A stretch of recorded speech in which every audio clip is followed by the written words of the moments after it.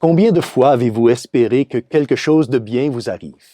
Combien de fois avez-vous senti que vous n'étiez qu'à un pas du bonheur total pour ensuite vous retrouver là où vous étiez au commencement et maintenant totalement découragé, totalement déçu? Eh bien, Jésus va nous apprendre aujourd'hui comment il parvient à restaurer notre espérance et à restaurer notre joie.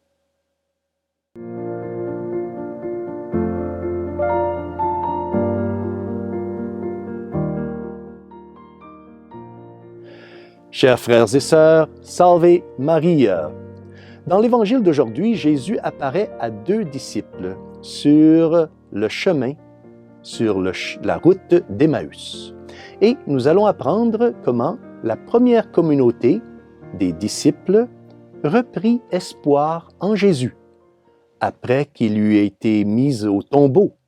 Et donc, la communauté crut qu'il était bel et bien ressuscité des morts.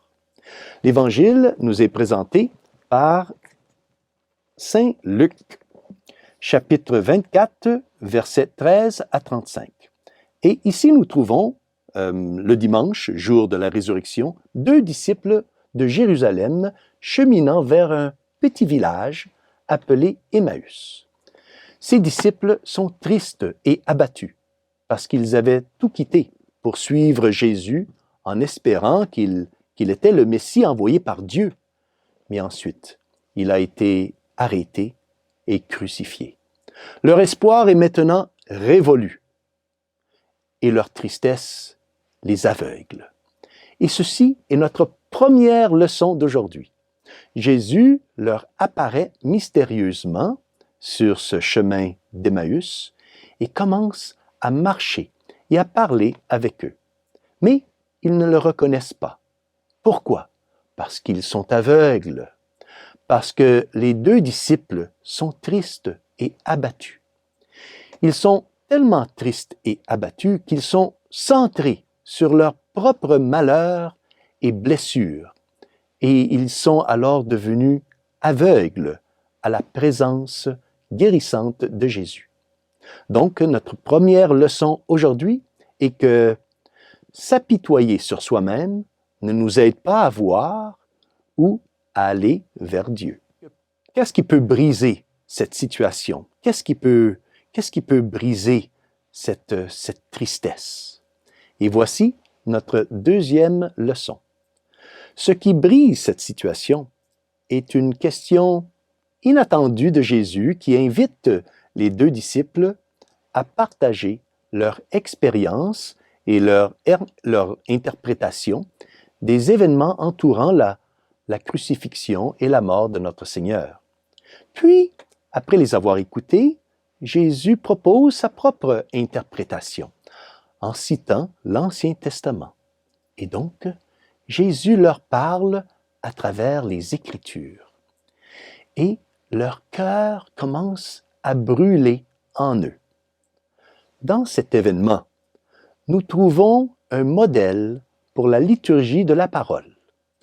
Nous rencontrons ici la première partie de la Sainte Messe, où l'Écriture sainte est lue et commentée, où la communauté des croyants se rassemble à la messe pour écouter et pour découvrir la parole de Dieu.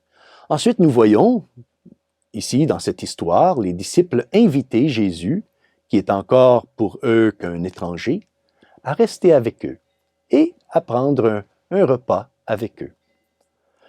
Dans cette deuxième partie de l'histoire des disciples d'Emmaüs, nous trouvons le modèle de la liturgie de l'Eucharistie.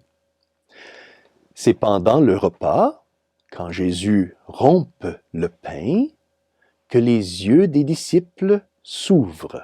Oui, les disciples d'Emmaüs reconnaissent enfin le Seigneur Jésus dans la fraction du pain. Ils reconnaissent enfin l'étranger qui leur a parlé. Ils le reconnaissent comme étant Jésus. tout espoir est rétabli. La joie a pris la place de la tristesse. L'espoir a pris la place du découragement. Aujourd'hui, nous sommes maintenant assurés par l'Évangile que Jésus est vivant. Il est vivant dans l'Eucharistie. À la messe, Jésus nous prend par la main.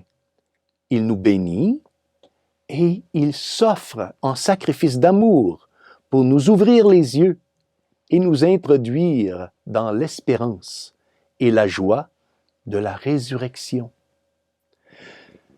Cette apparition mystérieuse de Jésus aux disciples d'Emmaüs nous enseigne la simple vérité de sa présence dans la Sainte Eucharistie.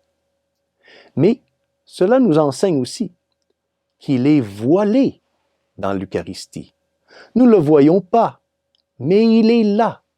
Donc, ayez la foi.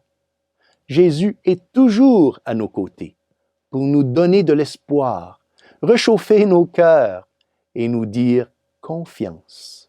Je suis avec vous. Confiance. Et que Dieu Tout-Puissant vous bénisse au nom du Père, du Fils et du Saint-Esprit. Amen. Salve Maria.